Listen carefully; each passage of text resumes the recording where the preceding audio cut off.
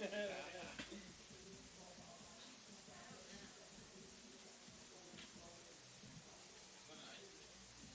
it's supposed to be. I don't think it works very well. The fan at least gets some air moving.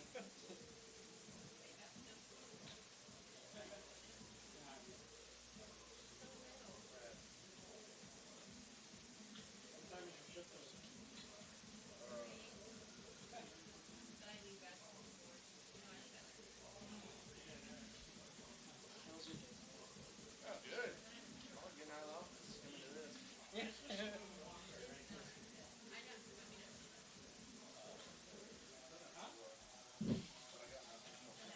Taylor. These have the full names now, but the only thing they don't have, pitching record is not correct on these. So McGinnis is 4-2, and their pitcher, it's her first. She didn't have any decision. Wayne, how you doing, buddy? Good. Oh, you need rosters? I fixed the classic problem, so we only have like 10 freshmen.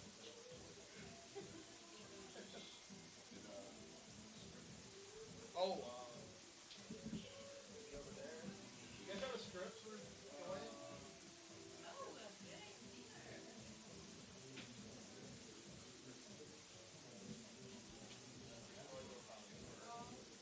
One of those would work.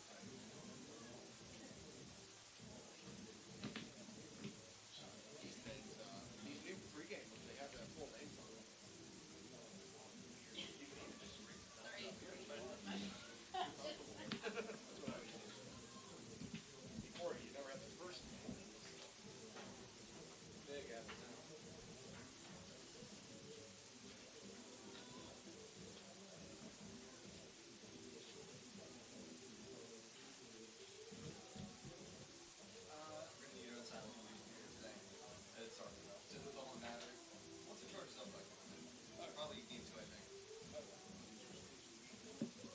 No, she's not. She would, but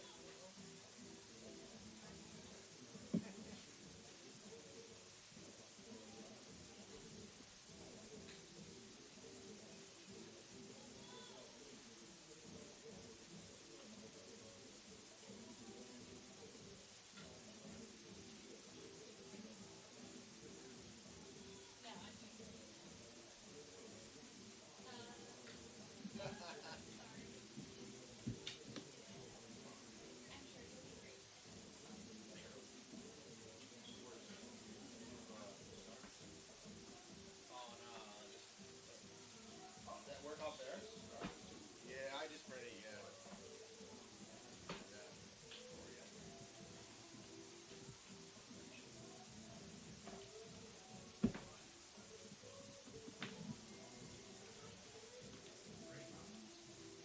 Yeah, yeah.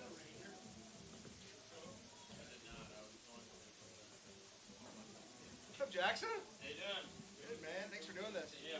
Hey, if Elijah signed up, if he comes, just show him what you're doing. Oh, okay. So it should be ready for you.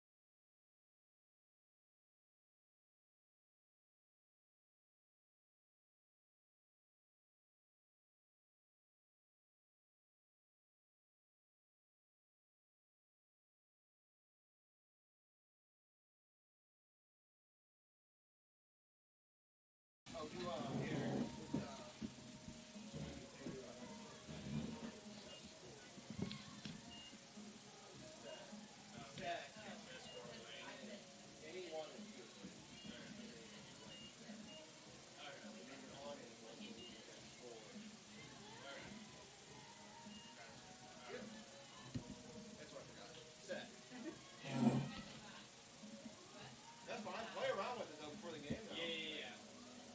Ball strikes out and all that. Yeah. It's been a while since we had a good scoreboard, right, Dwayne?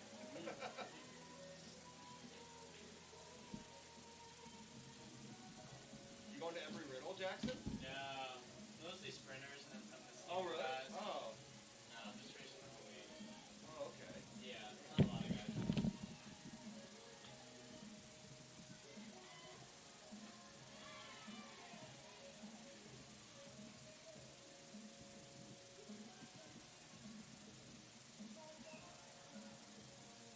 Did you have fun in Europe? It was great. It was a great experience. But it's good to be back. Yeah.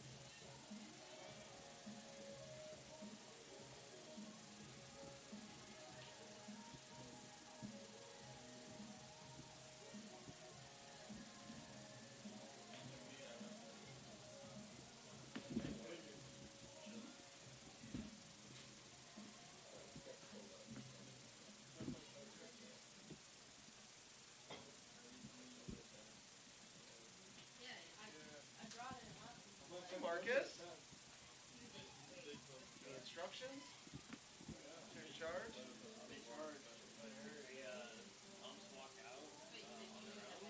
Whoa! Enter at their own risk.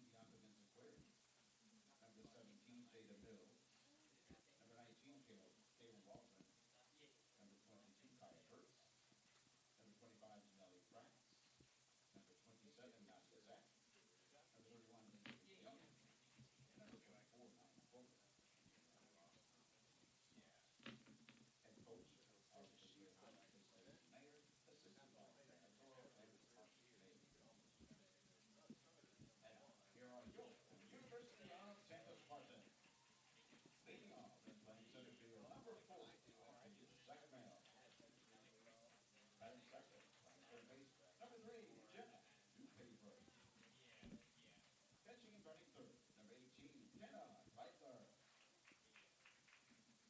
Batting fourth, right fielder, number 14, Cam Dees. Batting fifth and playing first base, number 33, Charlie Southbury. Designated hitter, batting sixth, number 22, Mataya Romero Beal. In left field, batting seventh, number 23, Abby John. Second base, batting eighth, number 12, Hannah Yetter. At shortstop, batting ninth, number 20, Kenzie Reynolds. And pitching for the Spartans, number 19, Glenn McKinnon. Your Spartan reserves are number 1, Joey Traylor. Number 2, Allie Speck. Number 5, Olivia Feldman. Number 6, Emma Sickles. Number 8, Cora Traver. Number 9, Hollis Douglas. Number 10, Riley Haggis. Number 12, Bella Campbell. Number 17, Lennox Smolka. And number 85, Wilson.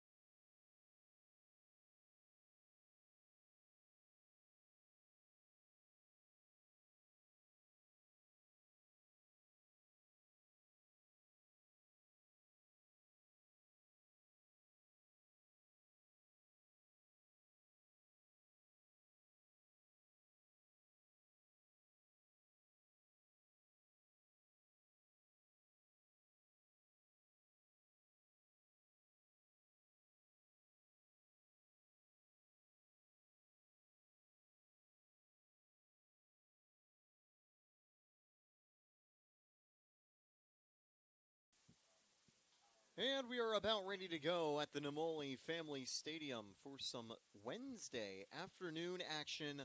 The Spartans take the field as they host Assumption University, who continues their opening weekend down here in Florida. The Greyhounds had a canceled invitational last week.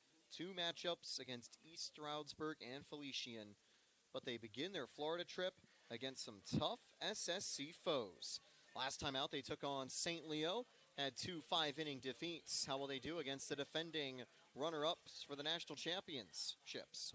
I'm Taylor Stoley, joined by Victor Anderson. And Victor, Tampa is hot on a 3-game win streak entering today.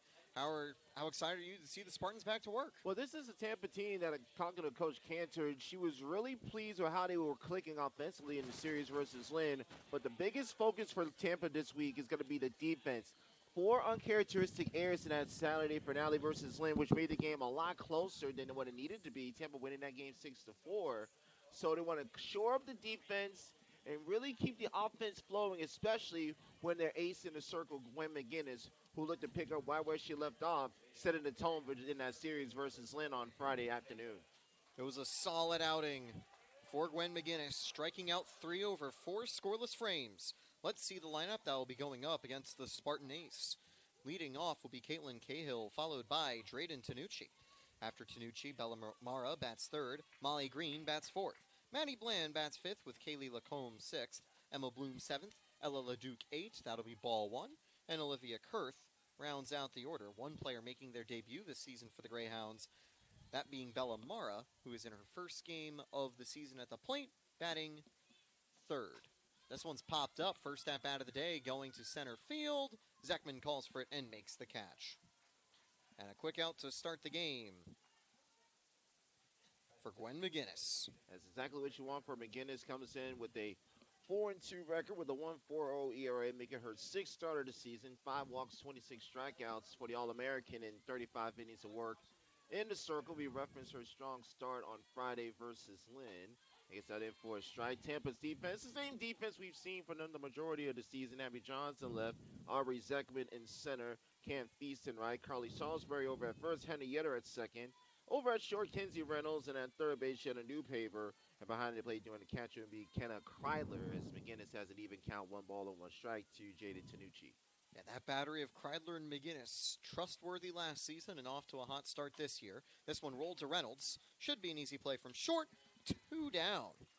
And all it took was 1-2 pitches in this at bat to get out number 2, and that will bring up Bella Mara. She's been present in the circle this season for Assumption, but will be having her first appearance at the plate. She actually had the best starts last time out against St. Leo for Assumption. 2 appearances out of the bullpen. She only gave up 6 runs in total. It was a tough series for Assumption as that one's lined out to second on the very first pitch. And for Gwen McGinnis, it's a 1-2-3 frame. We'll tell you more about how the Greyhounds started against our local Derby friendly foes when we come back with more action from the Namole Family Stadium.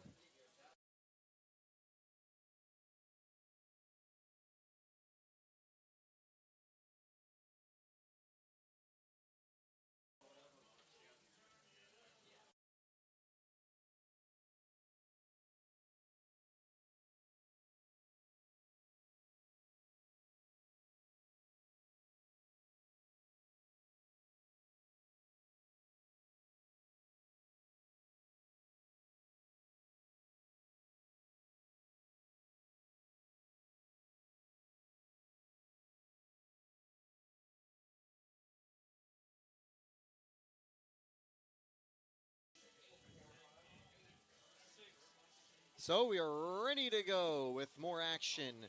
And let's start out with Tampa's lineup as they begin a weekend group of matchups a little bit early here on Wednesday. They've got 6 showdowns in total over spring break, starting against Assumption, then Wilmington and Southwest Minnesota State. It'll be Aubrey Zekman leading off, followed by Jenna Newpaver. Kenna Kreidler bats third, Cam Feast fourth.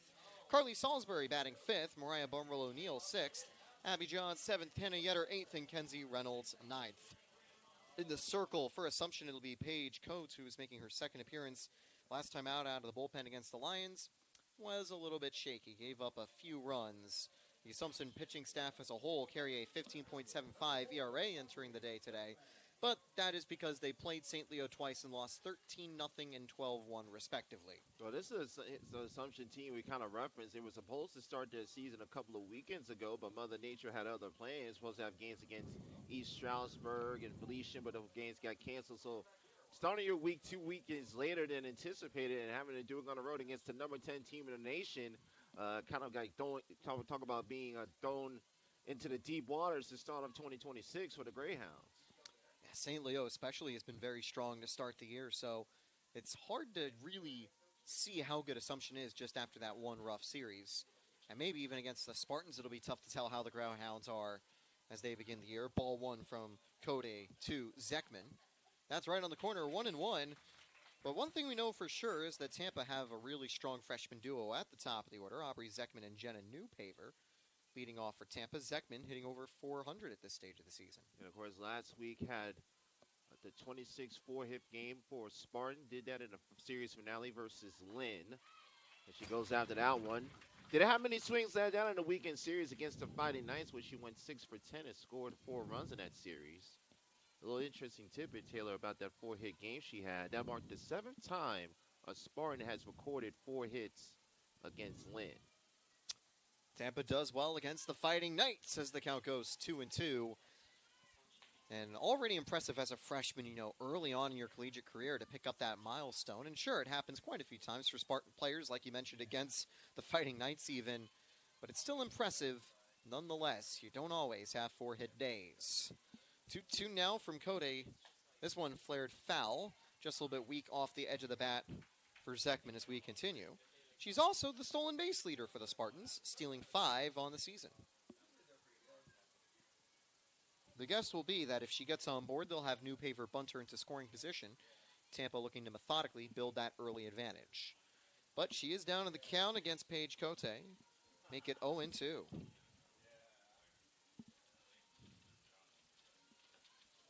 Oh. Yeah. Ball slipped out of her hands. So a little bit humid on a March afternoon, so that ball slips out of her hands. So it'll be a ball charged to Cody, brings the count full 3-2. That looked like the Wii Sports glitch whenever you did the bowling motion the wrong way and the ball flies behind you and scares the people watching. That one's hit foul, so we'll have another full count offering.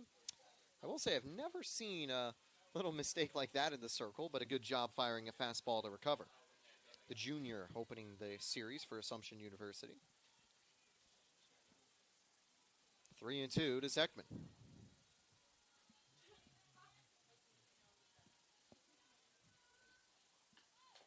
Chopped foul, and Zekman stays alive, working the pitch count already. And this is what Zekman has done, being at the top of the order throughout the season. Ability to work those counts deep, getting that pitch count high, and giving more information for New Paver and Kreidler in that top third of that Tampa order. That's what's made her so successful in her early Tampa career. 3-2 swing and a miss, went too far around. And that will be strike 3 to open the game in the circle for Cote, her first strikeout of the season. Hey, good job by Cody working her down, and then getting the ball just elevated enough for the freshman not to catch up and bring up Jenna New Paver. New Paver also very strong to start the season. Both lefties looking to get on board for the Spartans. 7 RBIs on the year for New Paver. I'd imagine a majority of those are bringing Zekman home. And now it's Cody for the first pitch. Strike, no ball, 1 right on the corner. Let's quickly set up the defense for Assumption in the outfield. Kaylee Lakem will be in left.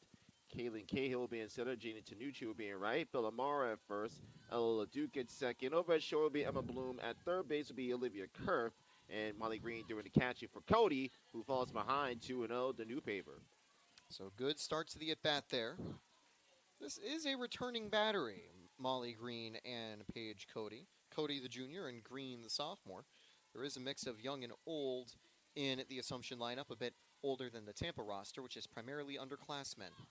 High and inside, 3-0 to New Paver. And I'll tell you from experience, you don't want to give Kreidler a base runner in this situation. 3-0 now, coming up on the way to Tampa's number 3. I think you can guess that Cody will try to find the zone. And does. Strike 1. Really nice afternoon. It's actually pretty hot this afternoon here at UTampa. It is 86 degrees, a sunny sky, a firm field. We have been dry these last few days, and things are looking, knock on wood, to stay that way today. Fouled away, and the count goes full for the second time. That will drive the pitch count pretty high for Cody. And obviously, pitcher stamina is something to watch for, given how many games Assumption will be playing this weekend and coming off of games just a day ago against St. Leo. They got a 5-game stretch where they're going to be playing Emory Riddle versus they're going to be playing Rollins as well in that stretch. The 3-2 flared to foul left field. Good chase by Kaylee Lacombe in left, but can't keep up with it. So we'll go again with another full count. You want to talk about a tough start to your schedule. You had the Florida trip to start off your season, and then you start Northeast 10 play. You're taking on Post. Hit to third, slips by the glove of Kurt, and that'll get into the outfield. So close for Kurt, almost was able to scoop it up, but instead, Tampa gets their first hit of the day, putting New Paver on the board. Kenna Kreidler comes up to the plate now for the Spartans. She's the only player with a home run in the Tampa starting lineup. And not just the starting lineup, she's the only player to go yard here all season long. Kyler has the power to escape the confines of Namoli Family Stadium, which is a notoriously deep outfield wall. But it's not just the depth, it is the height that really plays a factor. Ball one outside to Kreidler, but alongside that, Kreidler possesses one of the best eyes in Division II. 12 walks on the season. She's getting on base at a .578 clip. Newpaver stands at first, ready to run. She's got 2 steals on the year.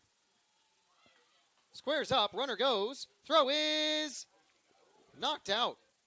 The ball got to the shortstop, but ready to make the tag. The shortstop couldn't hold on to it. Make it 3 steals for Jenna Newpaver. Yeah, that ball kind of went on the inside of the left arm of the shortstop, Bloom.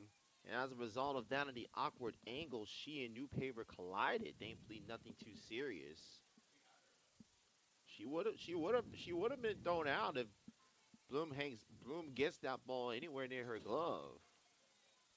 Kreidler tried to square up for a bunt as the count goes 1-1 to try to slow up the timing of the catcher for the throw to second. Didn't really work, but thanks to Bloom struggling to hold on with the collision, that allows Newpaver into scoring position. 1-2 now. That's a good location from Cody to the most dangerous Spartan bat. Another big thing, Victor, that Tampa's going to be looking for is clutch base hitting. They did have a comfortable series sweep against Lynn, but most of the games saw Tampa strand a lot of base runners. 9 in Game 1, 9 in Game 2, 10 in Game 3. Down low, 2-2. Working away from Kreidler. Good take. And really, when you look at the anatomy of that series, the Spartans were able to jump out early on Lynn, scoring in the first inning, and all three of those games in that sweep, trying to do the same here against Assumption. Down low, tried to put it in the zone, but it must have been just at the ankles. It looked really nice, but, we can't fight City Hall, and the umpire does have a better view on the depth than us, but I would not have disagreed if that was called strike 3. Now payoff pitch on the way. Kreidler flares one to deep center field. That one's carrying to the wall. It's caught on the warning track. Newpaver tags up. She'll reach third safely. A productive out on a full count. This is where the spaciousness of Maoli Family Stadium comes into play, because if that was in any other ballpark, that ball probably clears over the right center field fence, but instead it's a deep fly ball, second out, allows Newpaver to move up and sets the stage for Camp Feast. Good job getting the relay in from the Assumption defense. If they weren't able to cleanly make the catch, say maybe they fall while running to get the ball or hit the fence, that probably allows Newpaver to score on a sac fly from second, given how deep that outfield is. But they relay it quickly. Newpaver only advances 60 feet. First pitch now to Cam Feast. Strike 1, this time a good location high and just on the outside part of the plate. Feast had some big hits last weekend, bringing her RBI total up to 4 on the season. Looking against Lynn, Feast had an RBI single in the first inning of game number 1. And that is scooped at first base. What a grab by Mara to retire the side and get out of the jam. Tampa gets a hit. They get the runner all the way to third, but they will remain scoreless after 1 inning played. Cody with a clean frame. We'll be back with more action on the SSE Digital Network.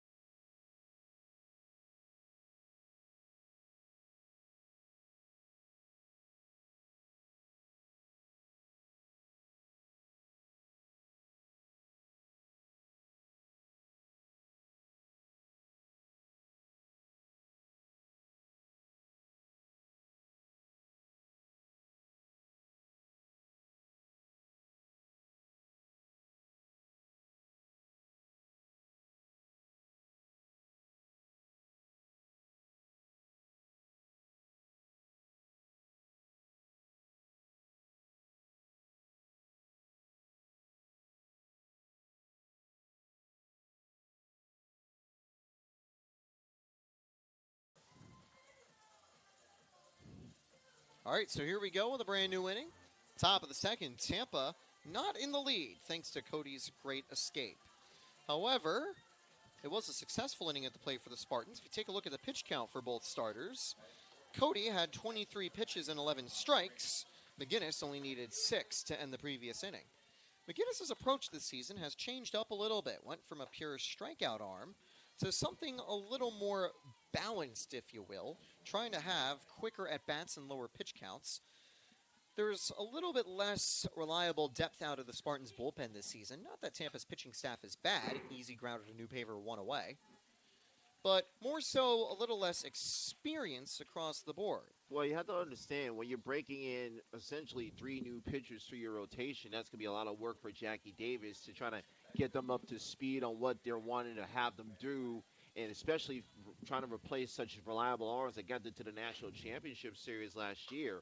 And that was hit first pitch, well to left, and Johns would track it over the shoulder to make a catch. And having quick innings like this, if you're Gwen McGinnis, keeps your arm fresh, and especially when you know you're going to need her in this stretch with 6 games coming up in the 4 days here during spring break, and especially when the Spartans return back to conference play in a couple of weeks.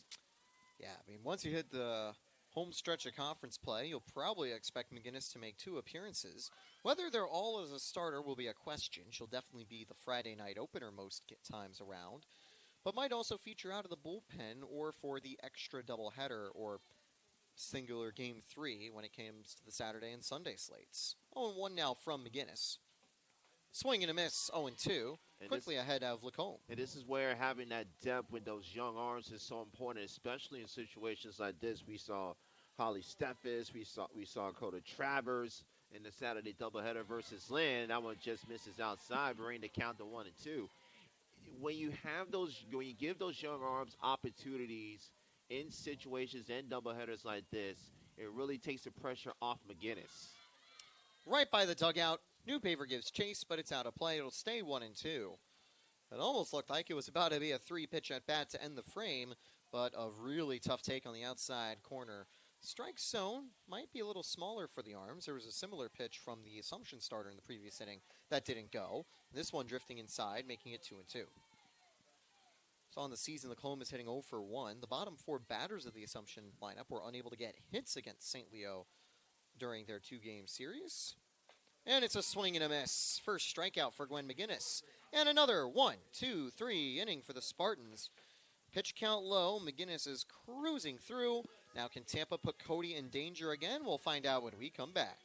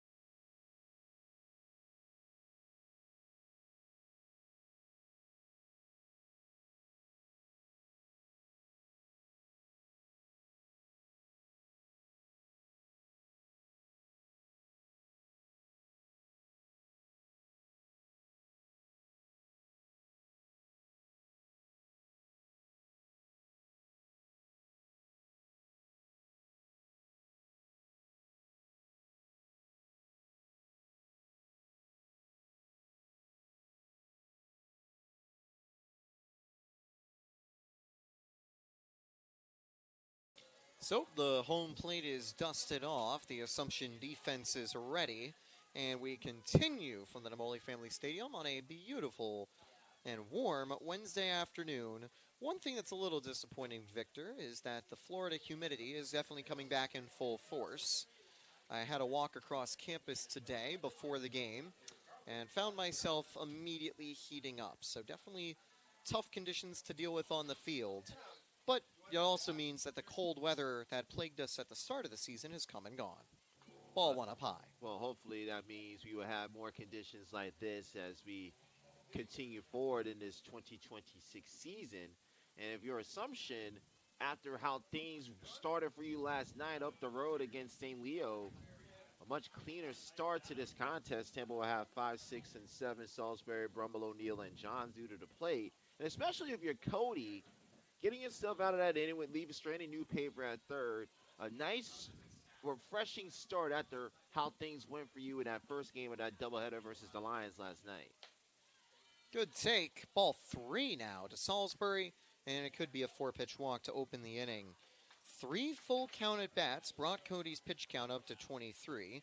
This will be her 27th of the game. Tampa already adding some numbers to the tally for Cody in the circle, 3-1. And a pretty solid group in the order for the Spartans. Salisbury, Brumble O'Neill, and Abby Johns due up. We'll see if Tampa's bottom of the order stays as hot as they were in the series against Lynn.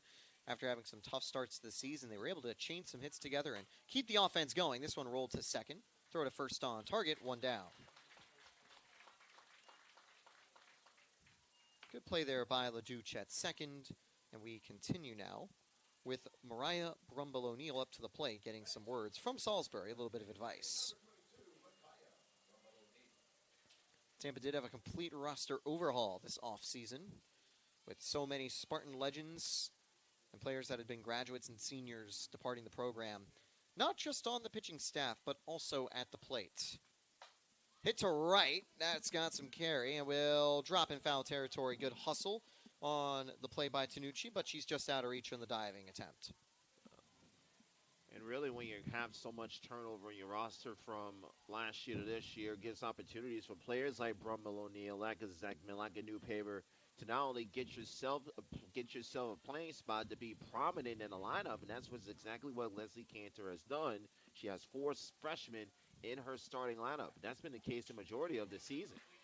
0-2 quickly gets ahead of Brumble O'Neill after the first pitch foul ball and that strike on the inside corner. Brumble O'Neill has picked up 4 extra base hits. Behind Kreidler, she's tied for second for the Spartan lineup. Right outside, 1-2. Cody trying to work that corner, unsuccessful. That's also been a spot where McGinnis has struggled to locate a bit. Base is empty, 1 down. Change up high and away. Missing outside, 2-2. Solid showing from Spartans and Assumption fans. It's around spring break, so you'd imagine that families might be down here in Florida, not just to see some softball, but enjoy the warm weather. And maybe even a March break trip as the count goes full. Well, if you're Assumption fans, considering all the winter weather they've been dealing with in the Northeast the last 3 or 4 weeks, coming down to the Sunshine State is a nice, refreshing change of pace. Hit up the middle, takes a high hop over the pitcher, picked up at short. Brumble O'Neill is out by a step, 2 down in the inning. Good job by Bloom to stay with it, read that bounce perfectly, and made the easy throw to Mara to pick up out number 2. This is an Assumption team last year that, despite finishing below 500 in the regular season, made a deep run in the Northeast Conference tournament, falling eventually to Pace in the conference semifinals. And, of course, Pace made history last year, making it to their first D2 World Series, along with Tampa, who made it for the first, both programs breaking through for the first time of their rich program history. Swung through, foul tip by Abby Johns for strike 1. And it just goes to show you, Tyler, just the overall balance of softball in the Division II ranks. We had two first year participants last year in Chattanooga with Tampa and Pace. And then the previous year, Western Washington make it. And then, of course, UT Tyler, the 2-time defending national champions, going through a regime change as Mike Davis, their Hall of Fame head coach, is elected to retire about 10 days before the regular season starting. So, an opportunity for a lot of teams in Division II in 2026. Hit to center field. That is going to be caught on the run by Cahill. Stayed in the air long enough to make a catch. And Cody is keeping Tampa quiet at the plate. Exactly how Assumption have wanted their defense to go in these first 2 innings. Both teams tied to take us to the top of the 3rd.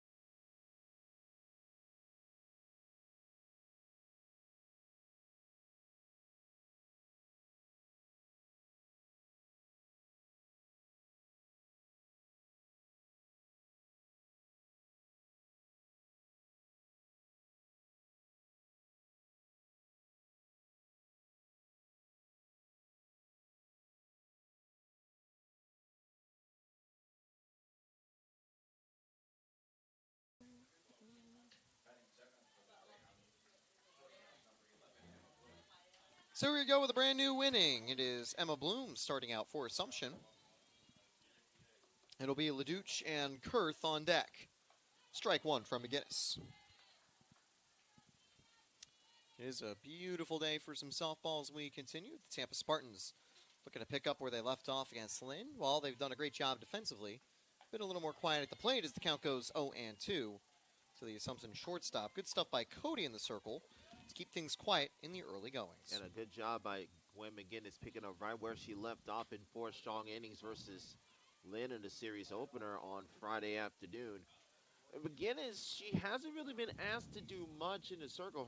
Her last 2 appearances, she's pitched a combined 5 2/3 innings of work. Granted, those 1 2/3 innings was in the series finale versus St. Leo where she got roughed around. Swing and a miss in the dirt. Throw on first is on target, and that is going to be out number 1. A drop third strike. Not something you always see from McGinnis, but got a pretty big chase out of Bloom to bring up LaDuche with 1 away. Second K of the day for Gwen McGinnis. Yeah, outside of that tough outing against St. Leo, a great start again for Tampa's ace and Gwen McGinnis. It's been big for the Spartans to have McGinnis return to the pitching staff this year after the departure of some long-term veterans like Kate DeSimone and the ever-legendary Mariah Galehouse. Tampa's Otani finally exiting stage left after a 5-plus year career, setting records and being a star of the Spartans offense. 0-2 on the way now from McGinnis, slowing up that previous pitch to get ahead of LaDuche. McGinnis hit up the middle, and that'll get down for a base hit. Timed it up nicely out of range of Kenzie Reynolds, and the Greyhounds get their first base runner of the afternoon. Nice job by LeDuc getting a little soft off the bat of McGinnis and taking it up the middle. And we'll see head coach Stacy Meyer in her 4th season at the helm. Led this Assumption program to 2 deep runs in the Northeast 10 tournament in her first 3 seasons. We're going to see a pinch runner emerge. That will be Ella McColgan on to run for LeDuc at first. So McColgan getting an opportunity here on the base path as a pinch runner. And it'll be Olivia Kurth at the plate. 1 out. Difficult question for Assumption. Do you bunt the runner over or swing away? That'll be strike 1. A changeup floated past Kurth, who was thinking about swinging, not squaring up. Bottom of the order here with Caitlin Cahill on deck. We'll see how they go with the catcher right here. As that one's chopped foul on a half-hearted attempt. Couldn't tell if she was trying to fully square up or just like paused her swing. Either way, that will put McGinnis ahead 0-2. Just what she needs in this situation. Is only thrown 1 ball in the inning. She's only thrown a handful today. That will be another, as that's just a tough take. No, strike 3 called. Delayed reaction by the umpire for the 3rd strikeout for McGinnis. Curve didn't make any argument there. As there was, again, that delayed call by home plate umpire William Lopez Palat. We go back to the top of the order, and Caitlin Cahill. And we mentioned Coach Stacy Meyer. She is a good child as of right now. That's why you don't see her normally almost perch at 3rd. Runner goes, and they got her on the tag. Also had a swing on the play from Cahill. Inning over as McColgan is going to be sent back to the dugout. 1-2-3 with a hit and caught stealing in between. McGinnis cruising in the circle. Tampa still tied. They'll be 8-9-1 to try to turn things around for the Spartans when we come back on the SSC Digital Network.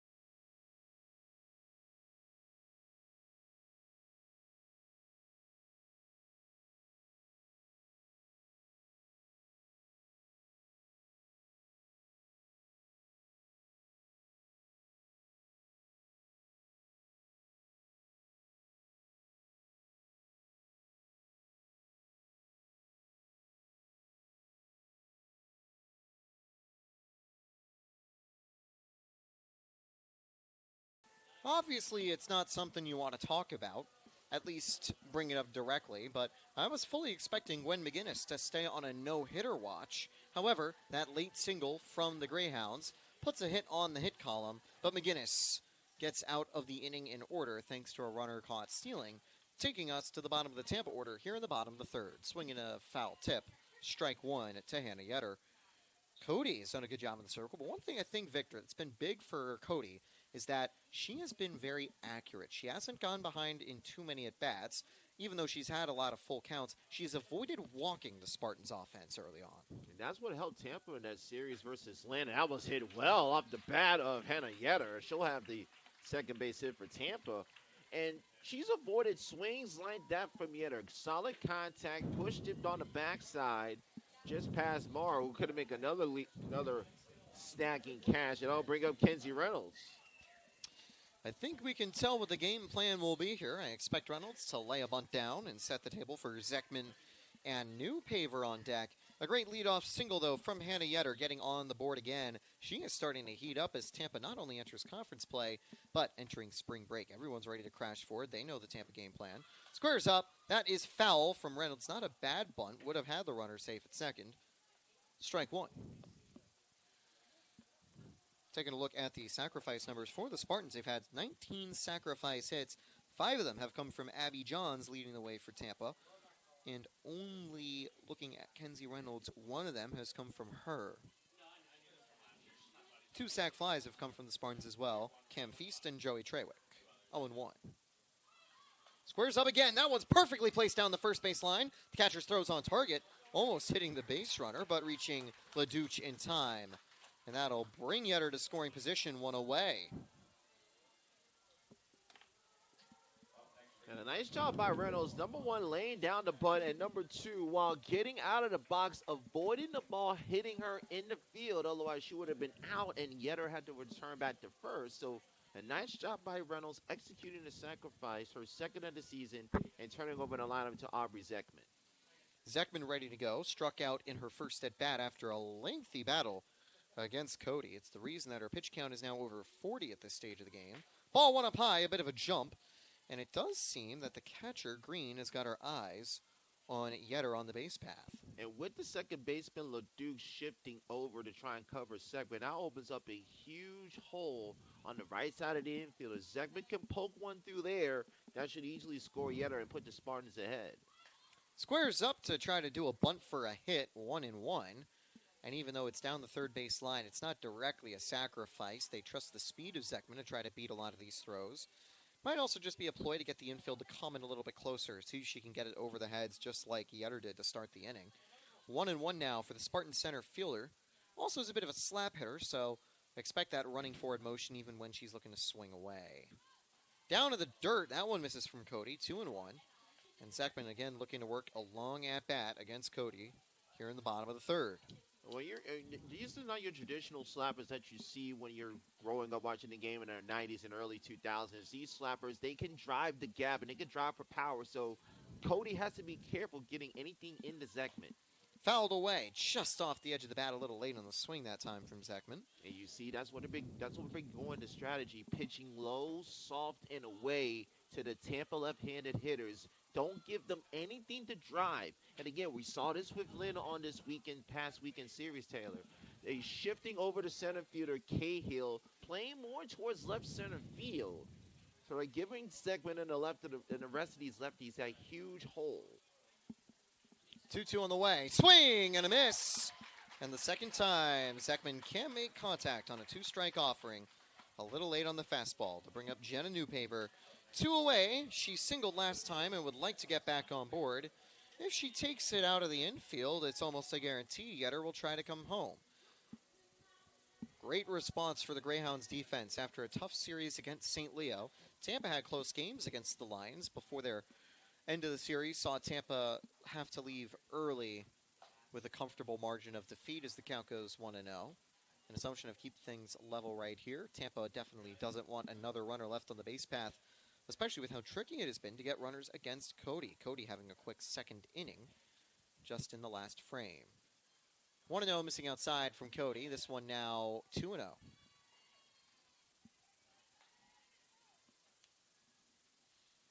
a bunch of time. Looks like Cahill had to adjust her glove for a brief second. Had to go to the warning track before she resets her position over near left center. Here's the 2-0. Taken on the corner, ball 3.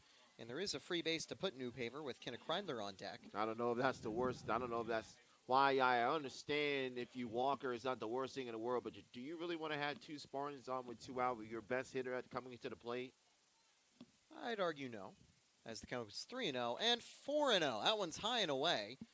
There was a little bit of a pause as she was waiting for confirmation. That's the first walk from Cody on 4 straight misses. Yeah, good-looking pitches from Cody in that last at-bat against Newpaver. A couple of pitches I thought may have caught the outside corner, but Mr. Palat behind the plate felt otherwise. So now this is a situation that you wanted to avoid of your assumption. 2 on, 2 out, and the Spartans' best and most prolific hitter to the plate. Pitch count hitting 50 now for Cody. Another bit of a lengthy inning out there in the circle for her. And Tampa's looking to convert as they continue their second trip through the order. Full count for Kreidler, ending in a flyout last time. First pitch, strike 1, an important strike there from Cody, not having 5 misses in a row. How do you manage your bullpen if you're the Greyhounds with games continuing tomorrow and throughout the weekend? Do you let Cody go all the way or bring out someone else as the count goes 1-1? That's the last thought on Coach Mayer's mind right now. Her focus is making sure Cody can execute the game plan, retire Kreidler, and get out of this inning with this game still scoreless. She'll worry about using the bullpen if and when she gets to that point. That one missing low again. Another close call, and you can definitely tell it's a batter-oriented strike zone today from William Lopez-Pilote. He's the home plate umpire. We've also got Analia Marizzi out in the infield, playing in the middle of short and third. Could be in the way of a ball hit from Kreidler if she's not careful. That one's hit up the middle past the pitcher. Tampa will take the lead unless this throw home's in time. Will be a close play. It's cut off in the circle by Mara. I don't know if that was the correct call, but a conservative play from the first base player to make sure the runners don't advance.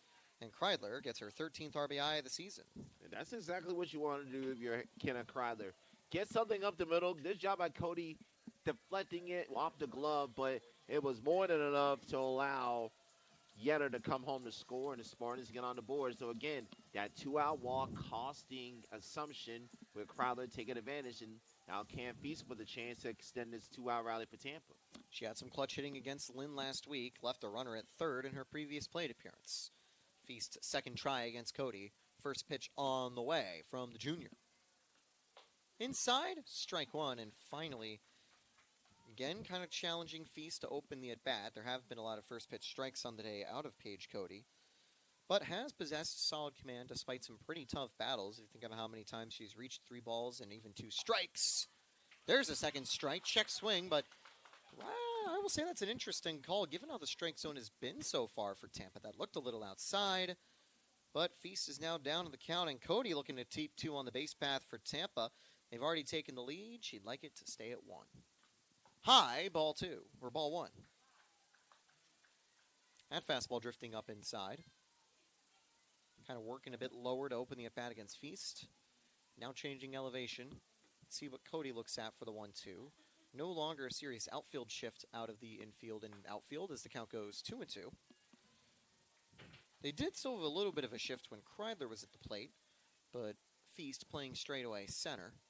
Although there is space down the middle if there's another line drive like Kreidler just did. 2-2 now to Cam Feast. Hit up the middle, will be a slow roller. Cody throws on target, inning over. Not able to get by her this time, but Tampa already dealt the damage. 2 hits, a walk, bring home 1 run. The Spartans hold on the advantage as they strand 2 on the base path. And entering the top of the 4th, it'll be 1, 2, and 3 for Assumption, trying to get back on the board.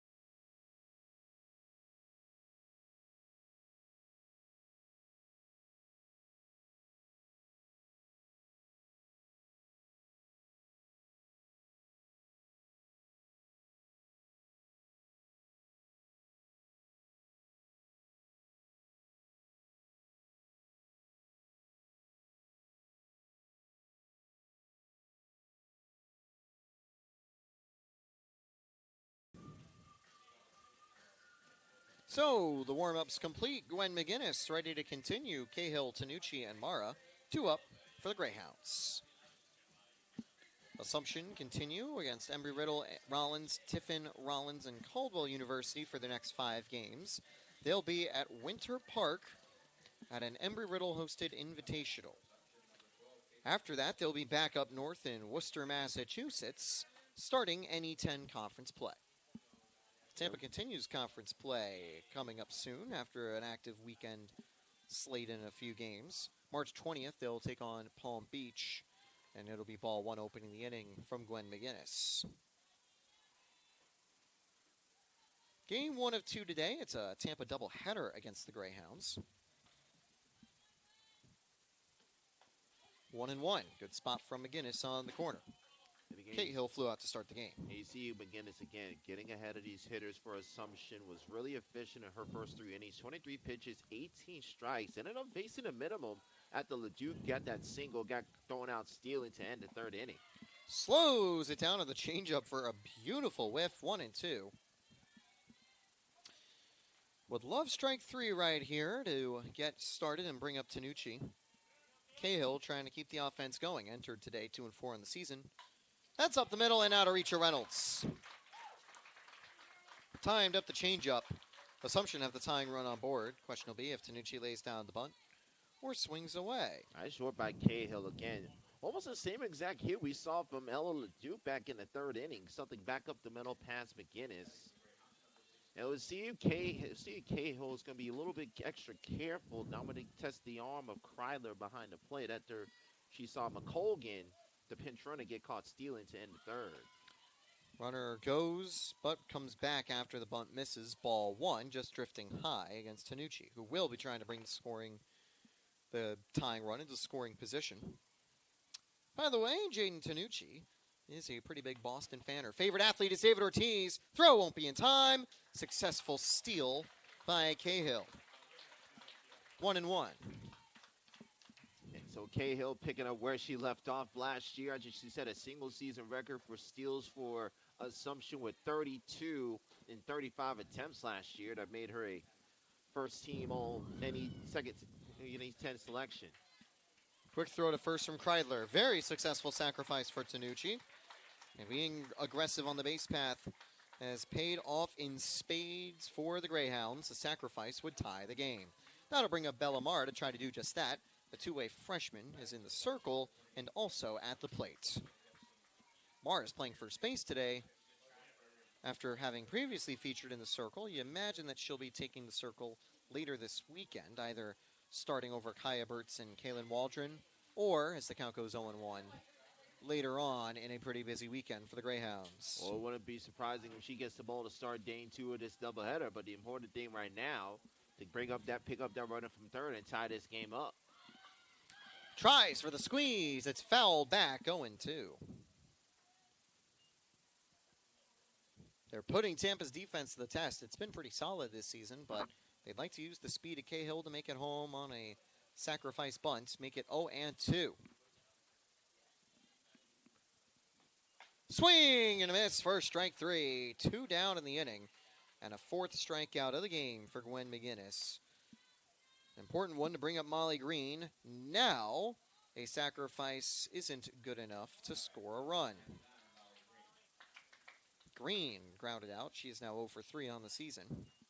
First pitch on the way for the Tallahassee senior.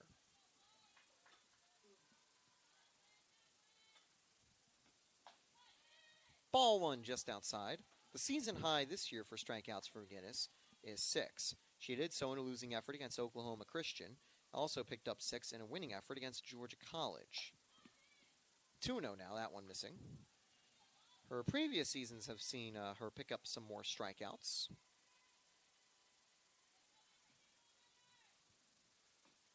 That one fouled, make it 2-1. That's the first time we've seen McGinnis in a 2-ball count today, outside of her second inning strikeout that ended the frame against Lacombe. Second time in a row, Assumption have got a dangerous base runner. This one already at 3rd. 2-2.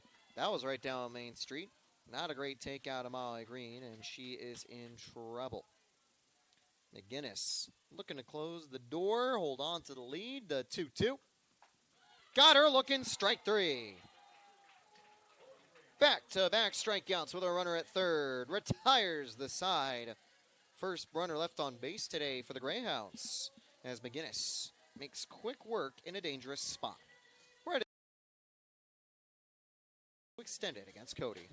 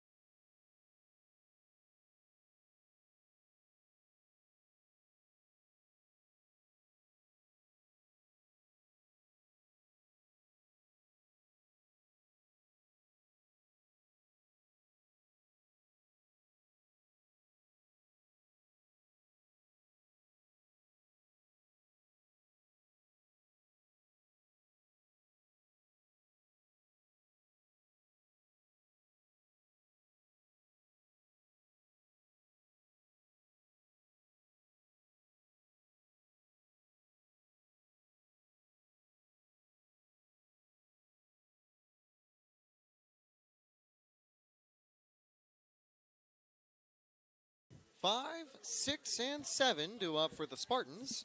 Salisbury, Brumble O'Neill, and Abby Johns. They each went down against Cody, not able to get on base back in the second inning. Let's see how they do this time around with Tampa's offense finally breaking onto the scorecard.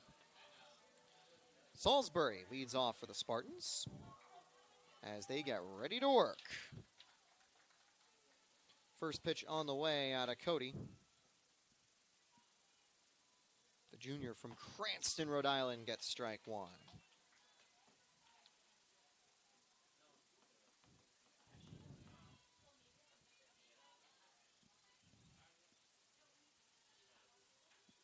Oh, and 1 on the way. That one dropping low, 1-1.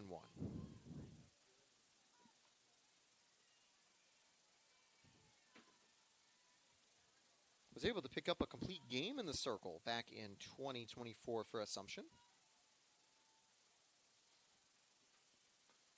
Trying to go the distance against the Spartans, off to a solid start as the count goes 1-2.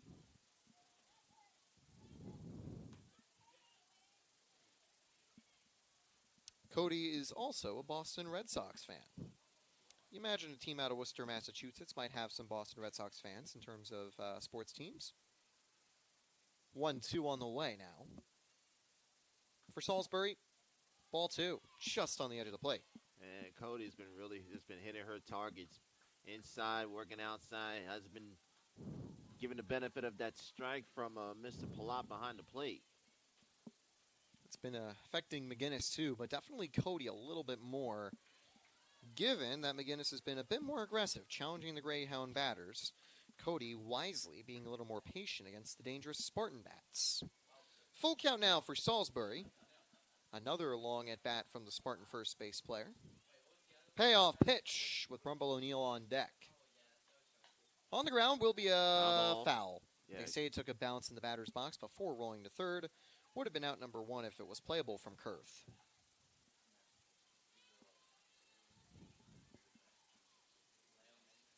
So still 3-2. Junior out of Rhode Island looking to retire Salisbury.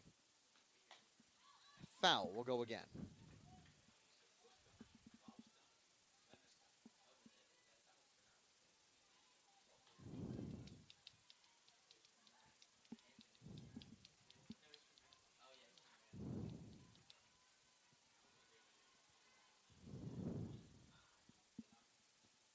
Get set.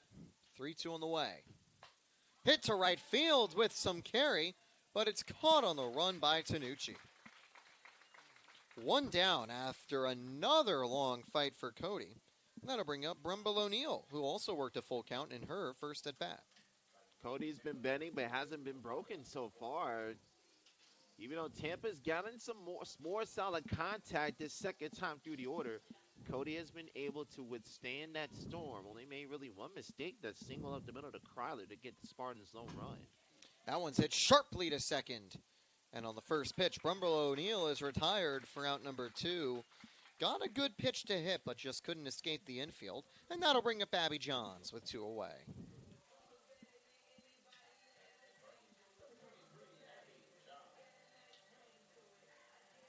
Johns comes in, flew out to center field, and Cahill to end the Tampa second inning. As Coley looks to retire the Spartans in order for the first time today, takes that one up and in for ball 1. Last time was back in the second inning, but it's still been a long frame. She had 14 pitches to get the 3 straight outs, and I'd imagine something similar could happen here as John's up 1-0, and Johns will pop this one up. Will it drop as a blooper? Yes, it does. Both the second base player and right fielder miss it. Throw to second. Johns is out. Good job by the center fielder to get there in time, but trying to turn a single into a double, she is caught out with a quick throw to second, and the inning's over. Tampa had a chance to keep the damage going, but with 1 hit and no runners left on, it's another 1-2-3 inning out of Paige Cody to take us to the top of the 5th.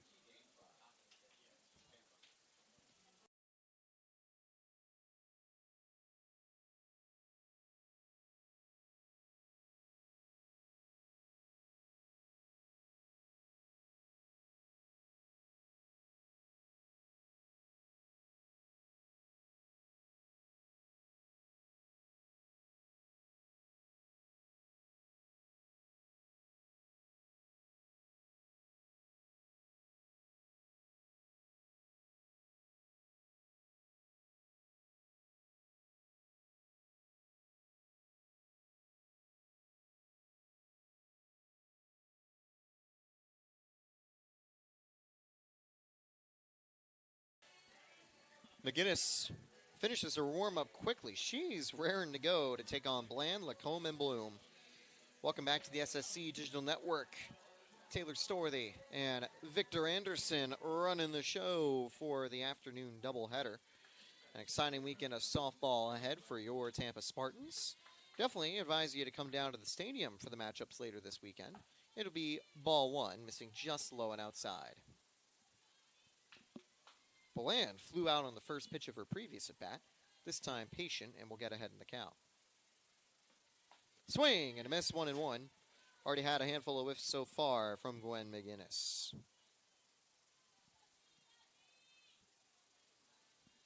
That is her 40th pitch. Number 41 is a big changeup for a swing and a miss. Really slowing it down that time around. 1-2 on the way. Outside, that'll be ball 2. McGinnis is feeling fine out there in the circle. You imagine it'll be Holly Steffes on the circle, game 2 for the Spartans. That one's hit down the line and fair. No foul. No. Just missed. Wow. I don't know if I agree with that call. It looked like it hopped over the first base in fair territory. Close, though. And obviously, the first base umpire, well, the infield umpire, Marizzi, has a better view. This one hits a third in fair territory. Newpaper fires and gets the out by half a step. What a recovery from Newpaper. That was a photo finish. Ty did not go to the runner. I could hear you going, ooh, kind of disagreeing with that call, Victor. I thought Bland got that left foot on the base. And you hear the Assumption faithful down below agreeing with my assessment of that play. It'll be ball 1 missing away from McGinnis. But a good recovery after a weird hop out of the glove from Newpaper. Fired it across the diamond. Yeah, definitely unlucky for Maddie Bland. Had a hit that was barely on the line of fair and foul. This one's going to drop cleanly into foul territory, 1-1. But it'll be 1 away for Gwen McGinnis. And there isn't any complaint, at least that we can see out of the Assumption dugout, or even from Bland herself as we continue the inning. Kaylee Lacombe struck out last time. She'll square up for a fake bunt as the count goes 2-1. It does force Tampa's infield to kind of surge forward. One of the first times we're seeing a 2-1 count on the way from Gwen McGinnis. 3-1. That's the first 3-ball count out of Gwen. On deck is Emma Bloom. Tampa's defense has got to get ready. 1 down, bases empty. You imagine McGinnis is going to give a good pitch right here. Tipped backwards, 3-2. Full count for McGinnis against Lacombe. She's a senior out of Williamsburg. Previously was at St. Peter's. The lone D1 transfer on the roster for Assumption. Choked foul. It's going to stay full. This will be the longest inning McGinnis has pitched in the circle, given how lengthy these at-bats have been. But her pitch count is still at a very, very comfortable number in the early going. Hit to short. Kenzie Reynolds will scoop it up. Throws on target, out number 2. And that's the one things that I kind of talked with Coach Cantor about before the doubleheader today is that making sure that defense gets cleaned up, particularly up the middle of the infield with Reynolds and Yetter have been accountable for the majority of the Tampa airs this season. So this is the kind of performance she's expecting to see. Clean defense, executing, and getting McGinnis those quick innings, even though this will be the most pitches she's thrown in any inning today. Always can trust the arms and gloves of Yetter and Reynolds, but it's always the place where you have the most batted ball traffic, right down the middle. It's why having a good glove is important. And even though there have been a couple of errant throws out of Reynolds, she's always been pretty consistent in making some good scoops. The tosses have been on target to Salisbury, and now it's 2 strikes from McGuinness to Bloom. To the shortstop for Assumption, the 0-2. Poked foul, she'll stay alive.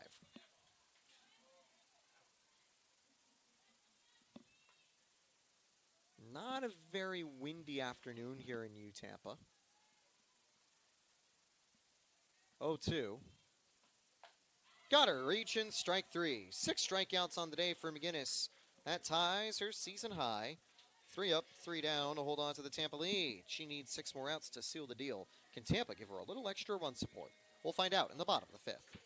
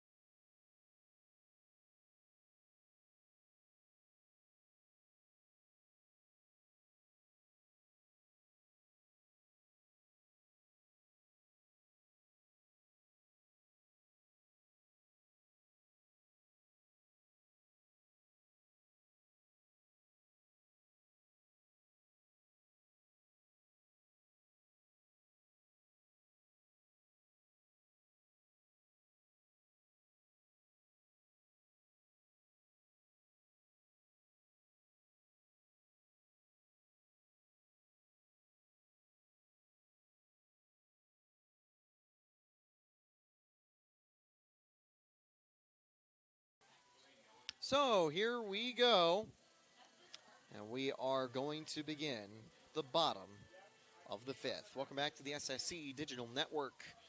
Paige Cody doing a good job against the national runner-ups in the circle today, but she has to deal with some solid batters. Hannah Yetter, Kenzie Reynolds, Aubrey Zeckman due up for the Spartans.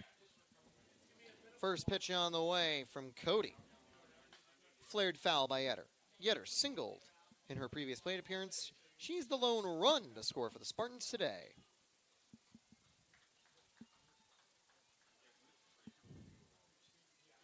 And she was the one that started off that 3rd inning with a clean single and scored on a Kenna Kryler base hit up the middle. 1-1 now. Fastball missing away to Yetter. Cody, 4 hits, 1 run allowed, and 2 strikeouts with a walk in 4 innings. Solid work from her, all things considered, against a Tampa offense that has proven that they can be heavy hitters from time to time. They're batting at a .294 rate this season, and while the team ERA is a little bit high for Tampa standards at .207, that also tells you just how defensively focused this field is. If that's a high team ERA, they've also been pretty clean on the defensive end too, outside of their series against St. Leo. 1-2 coming up from Cody. Swing and a miss on the corner. 3rd strikeout for Cody, 1 down. Good job by Cody to continue to work a little bit on the outside. We'll see our first pinch hitter of the afternoon for Coach Leslie Cantor. It'll be Bella Campbell to pinch hit in a nice spot for Kenzie Reynolds. Reynolds good with the glove, but not as consistent on offense. That's why we see the change here from Coach Cantor. putting in Campbell, who she is trying to get some extra experience at the plate with. Campbell is a sophomore out of Waco, Texas. Wonder if there will be eventual later changes in the Spartan lineup, but they would be more so trying to find a stronger bat because you're not going to be rotating your starters in a one-run game. Top of the order also awaits. It'll be Campbell trying to reach base as that change gets relayed over to Assumption. One down for the 9-hole batter. First pitch out of Cody. Ball one, missing away.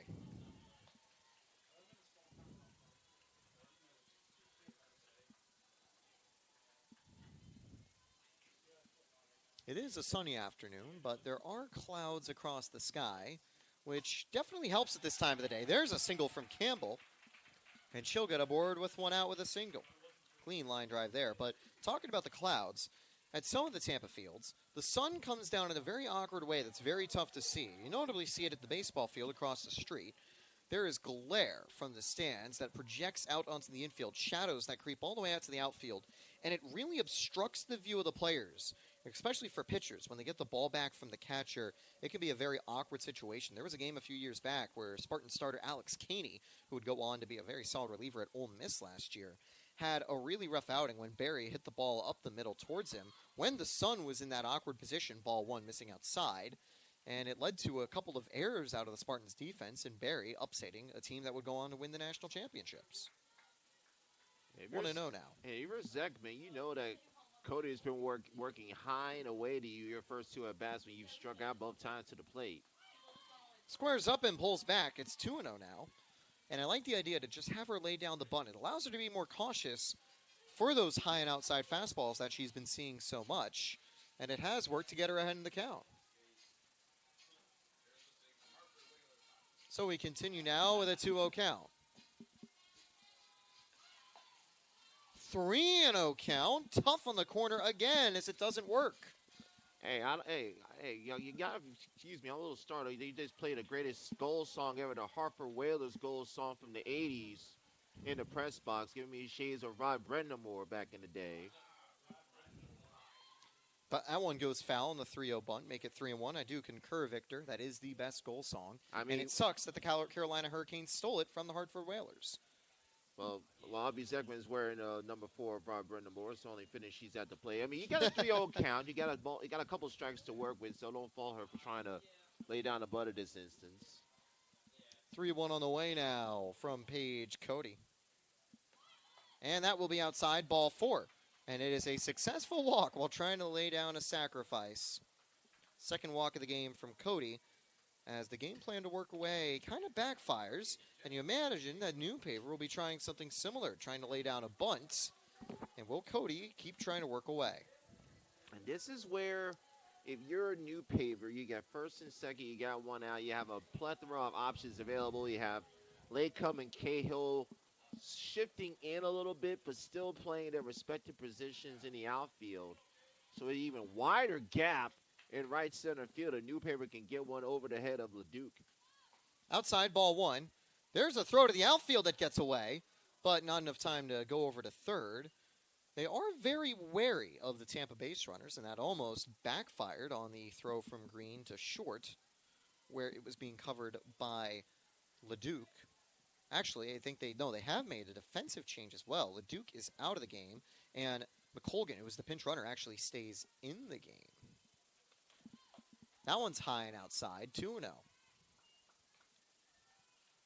A lot of misses in a row out of Paige Cody, trying to work away from Tampa batters.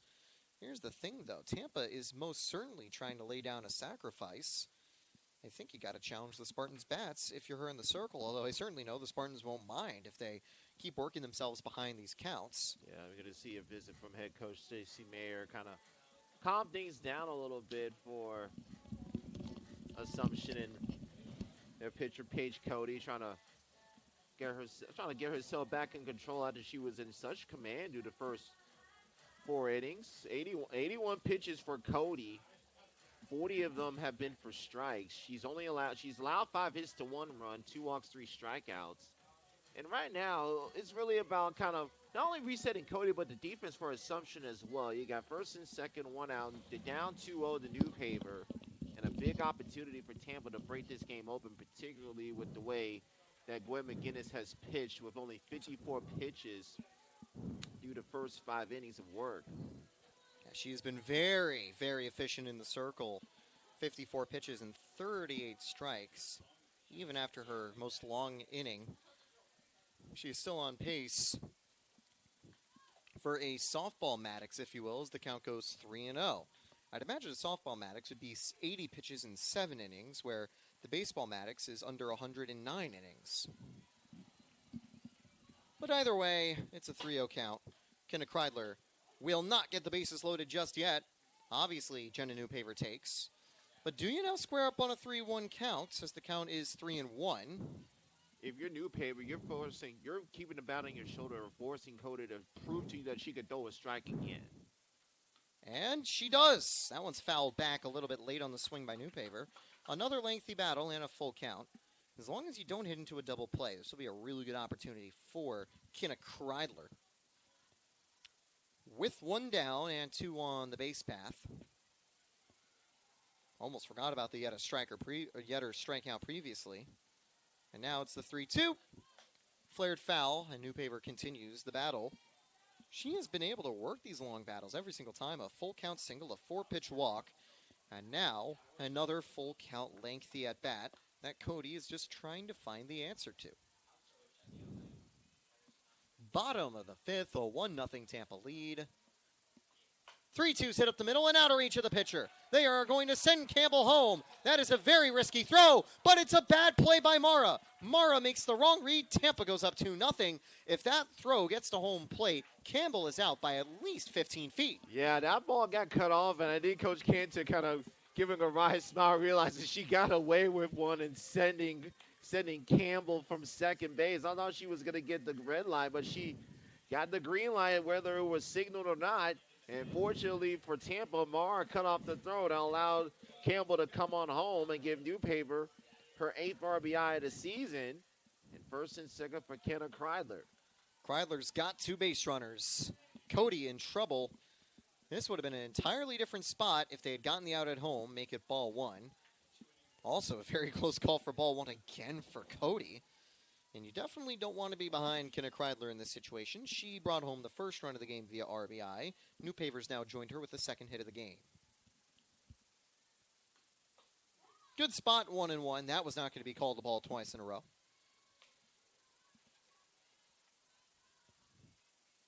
Hard of the order for the Spartans with Kreidler, Feast, and Salisbury. And even Brumble O'Neill, if you count them. They're all hitting over 300. Kreidler over 400 at this stage. Good change-up, strike 2 called on the corner. It was a full count for Kreidler back in the first inning. Took the ball to straightaway center and just got caught at the warning track by Cahill. 1-2 coming up for the Spartans catcher. Chopped foul. That one going low and away, but just gets around early enough to tip it foul. So we stay 1-2.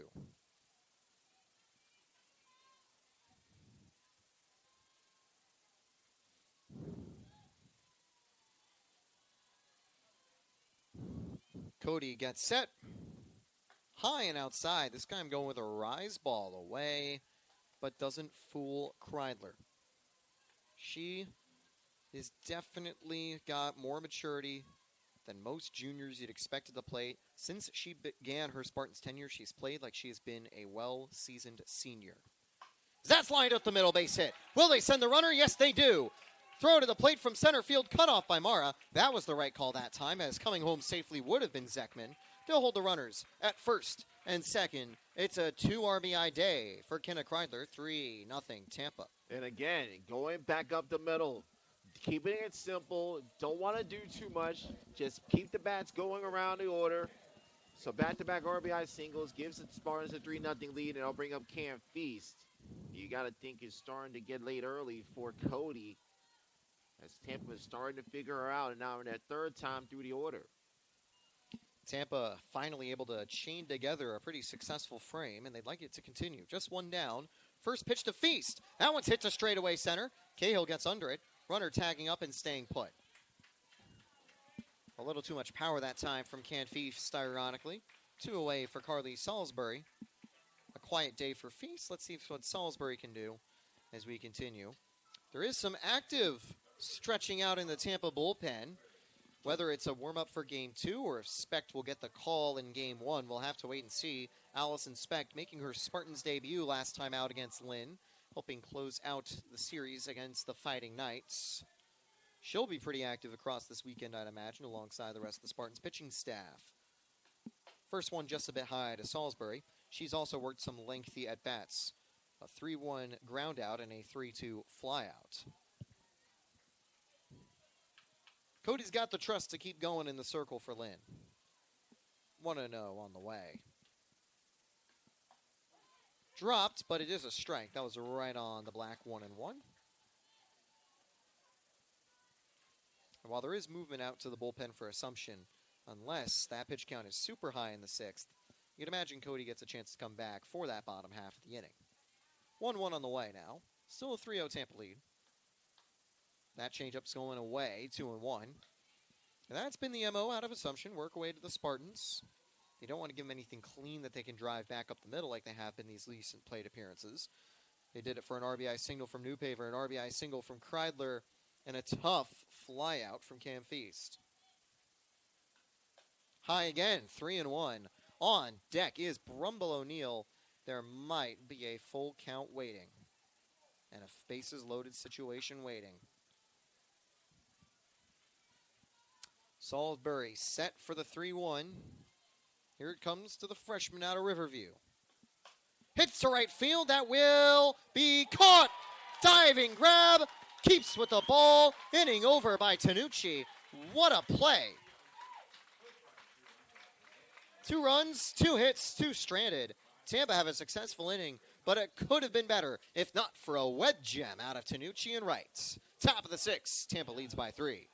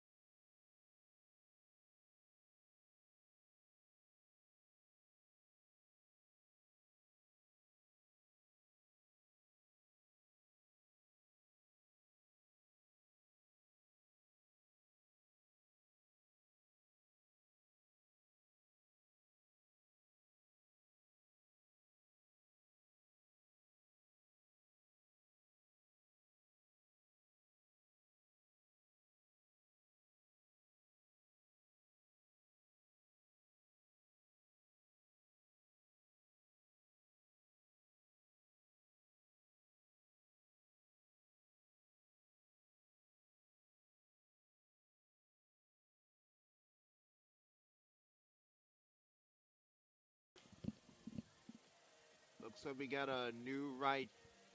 Oh. Keep going. Looks like we got a new right fielder for Tampa. It'll be Joey Treywick taking over in right field for Feast. So the Tampa outfield will be John, Zekman, and Treywick. The outfield from left to right. Infield remains the same with Salisbury, Yeller, Reynolds, and Newpaver. Reynolds re-entry in the game after Bella Campbell's clutch pinch hit in that 5th inning. Kreidler behind the plate, and McGinnis back to work to start the 6th inning. McGinnis has had a good pitch count, and she now has extra runs of support. It's Taylor Storthy and Victor Anderson bringing you the action today. Victor will handle play-by-play for game number 2. And Treywick in the game, as we just mentioned, out in right field. She has been a very much plug-and-play late-game change for Feast, who has sometimes been the designated player and sometimes been in right field. I think with Brumble O'Neill's success, they've been relying on her more with the glove on defense, as that's going to be hit to short, picked up by Reynolds. Clean throw this time, and I wonder what they've done mechanically differently there with Reynolds. I think she's doing more of those sidearm style throws to first instead of overhand motions. I think that's because it gives her a little more leverage to throw it to the body than over the head. That's where we saw her have throwing errors against Lynn last week, where the balls got over the head of Salisbury and Fellman one time as the count goes 1-0. But her throw's quick and on target tonight. Well, let's remember, she's still a freshman working in that one of the toughest positions on the infield. And you have a freshman middle of the infield of Reynolds and Yetter. Good scoop in the circle by McGinnis. 2 down almost immediately on just 4 pitches in the frame. Just what McGinnis needs, is there was action in the Spartans bullpen, but with her absolutely cruising, why not give her the 7th to try to go for a shutout? It'll depend on how quickly she retires. The top batter in the order, it is Caitlin Cahill, ready to go one more time. Singled back in the 4th inning. Also picked up her first steal of the season. That'll be ball 1, missing. Cahill unable to get a steal last weekend against St. Leo, or yesterday against St. Leo, but the team did get 4 of them. 2 of them from Lacombe, 1 of them from one of them from Molly Green, and 1 of them from Jaden Tanucci, as that misses inside, 2-0. Hit the umpire, not the batter. HBU, if you will. Hit by ump. Driven to left field, but not a lot of power. Right to the dugout, and that one's going to land next to the net. Tough to field for New Paver, 2-1. We'll see if on 100 pitches, Assumption makes the call back to Cody for the final frame. Tampa's last chance to extend the advantage, the bottom of the 6th. Outside 2-2.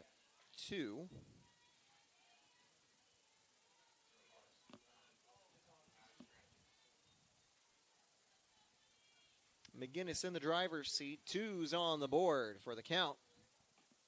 Hit up the middle. Another scoop by McGinnis. Clean throw. Inning over.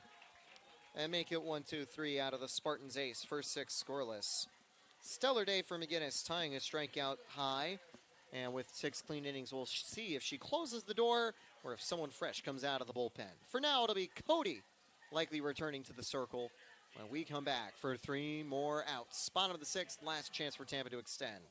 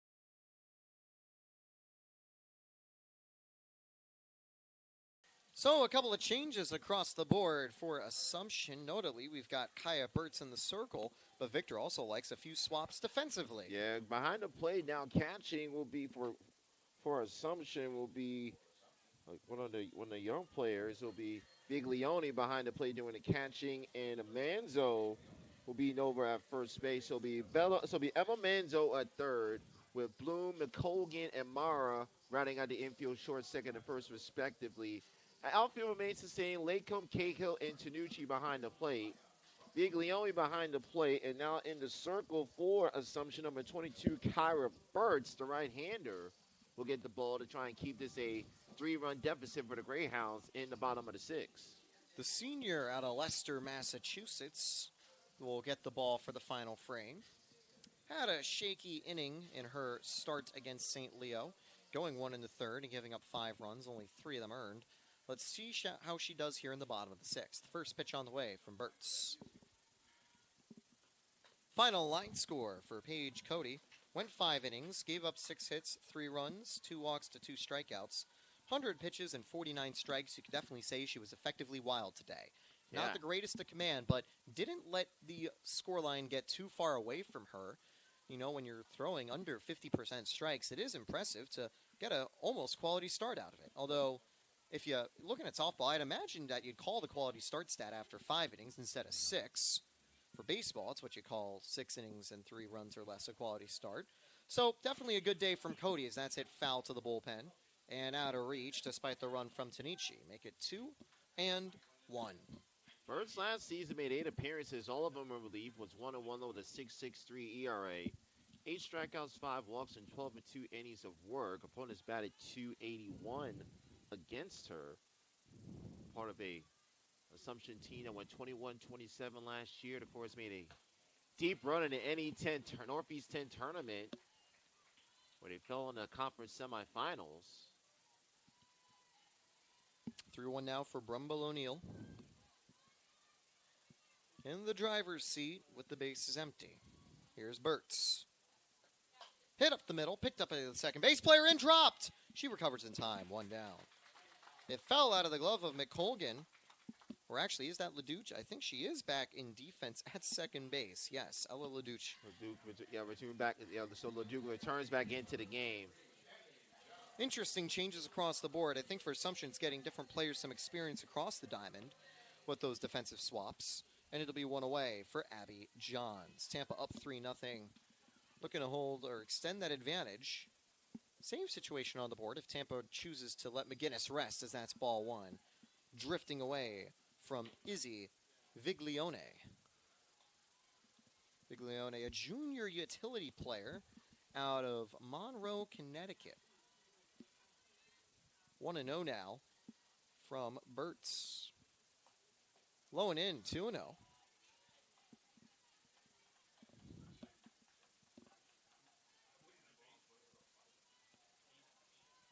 Clouds still in the sky, but the sun still peeking through. Allows for no shadows on the field and a little bit easier of a job for defenders in the afternoon as the count goes 3-0. Command a little bit shaky out of the gates for Burtz. She did walk 2 batters in her quick appearance against St. Leo, but it was mainly some batted ball luck and also an error impacting her outing. Clean slate, though, against the Spartans. And that will be ball 4. 4-pitch walk to put Johns on with 1 down. That'll bring up Hannah Yetter, who is back in the game. She came back in for defense and actually wasn't even changed. I'm thinking of Kenzie Reynolds and Bella Campbell. We'll see if Campbell gets the bat again, but for now, it is Kenzie Reynolds in the on-deck circle. Not a surprise that Reynolds was back in the game defensively for Campbell, who's primarily an outfielder. 1-0 pitch, swung on and hit into left field. That's out of reach of the shortstop, and they are going to send the runner to third. Was it too aggressive? Safe. Did not get the tag in time. It is a single, and aggressive running does pay off for the Spartans. But you do wonder if at times they are a little too aggressive on the base path. You could tell the Assumption defense was imagining a bunt from Hannah Yetter, not a swing, and that's why with Bloom playing in, she's unable to get to a weakly hit line drive that sails over her head to put 2 in scoring position. And Yetter advancing on the throw to third. And because Latham was playing so far back in left field, when that ball fell in shallow left center field, it allowed the opportunity for Johns to try and go from first to third and just beat the tag. Tipped foul, 1 away and 2 in scoring position, 0-1 for Reynolds. You don't see Tampa try a lot of squeezes, even though they're a team that isn't afraid to lay bunts down and advance the runners. Kind of disappointing because squeeze bunts are usually the most exciting part of softball.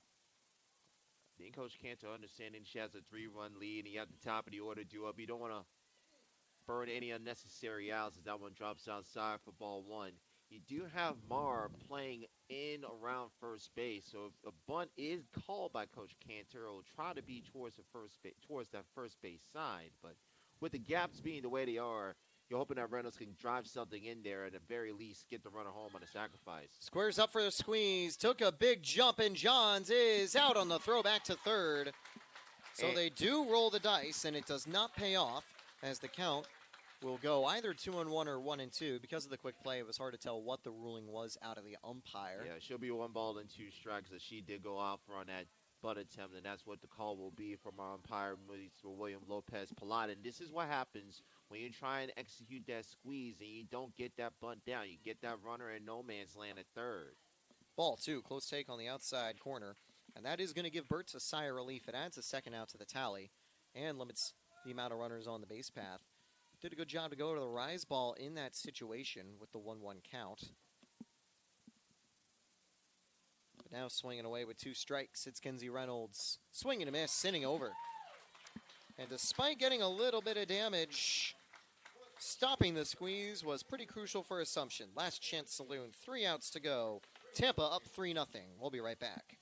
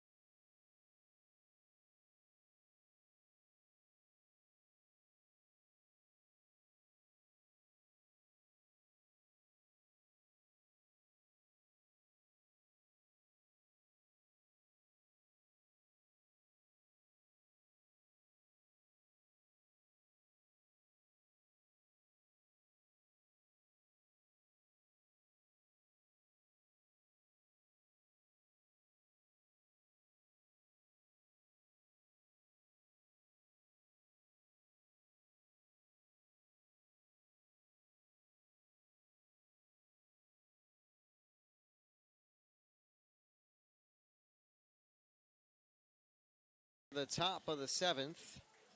Trying to go the distance, it's Gwen McGinnis. She has not been able to in her recent appearances.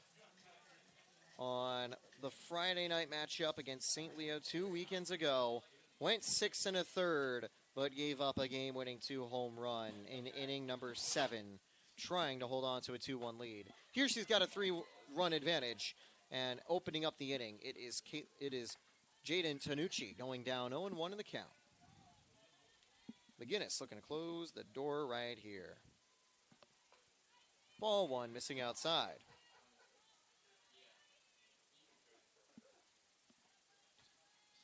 Tanucci, 0 for 1 today, had a sacrifice last time out. Floated to center field. This could be a blooper, but the second base player, Yetter, tracks it down. One away quickly. Here comes Bellamara back to the plate. And will they keep the two-way player? Not. Yes, they will. I think it could be someone new on deck instead of Molly Green taking a look over at the bench. Well, it's going to be to remember they had a double sub with Burt's taking over in the circle.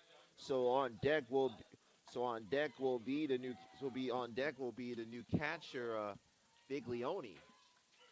So Viglione will get a plate appearance with 1 down and now a 1-strike count to Bellamara. Changeup floated in the zone, first strike 2, had a lot of hang time. And now Mara struggling in the count.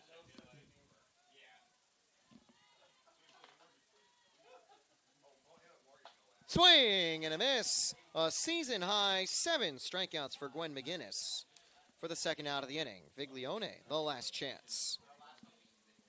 And that's what's making McGinnis so effective in her now 6 2/3 innings of work. An economical 69 pitches. And number 70 could end it. That is caught on the run by Yetter. Went deep into foul territory, but tracking all the way back. It's a 1-2-3 inning and complete game shutout out of Gwen McGinnis. Take a bow, Gwen. What a day in the circle. The first time she has had a shutout this season, outside of the 4 clean innings against Lynn on Friday last week. And this time is able to close the door and lock it shut in inning number 7 to go 5-2 on the regular season. What a run from Gwen McGinnis. And what a performance by McGinnis. Only needed 70 pitches, scattered 2 hits, no walks, 7 strikeouts. And again, only needed 70 pitches to give Assumption and shut them out. Tampa, 3 runs, 7 hits, no errors. Say Strand 6. Assumption, no runs, 2 hits, no errors. They leave 1. McGinnis picks up the win. The loss falls to Cody, and Tampa did what they had to do. They got runs early. They got the run across to the third on the Kenneth Kryler 2-run single, and then they got back-to-back 2-out singles from Newpaper and Kryler in the 5th inning, which proved to be more than enough for Tampa to take the opener in the spring break homestand versus Assumption. A great day for the Spartans at the plate, doing just what they needed to on offense. They would have liked a little bit more. They did leave 6 on the base path, and they might have been a bit aggressive at times with the squeeze call and some base running. But it is paid off with Tampa in the win column as they come away with 7 hits on the game and securing a solid opening win on Wednesday afternoon. But as day shifts tonight, we'll have about 30 minutes until a 6 p.m. start time for game number 2. It could be a little bit earlier, so stay tuned for more action on the SSE Digital Network. Tampa improves to 8-5, now carrying a 4-game win streak into the spring break 6-game series. 5 games to go, 1 more later today. Taylor Storley, Victor Anderson will be back. Tampa will also be back in about 30 minutes. 3-0 Spartans win.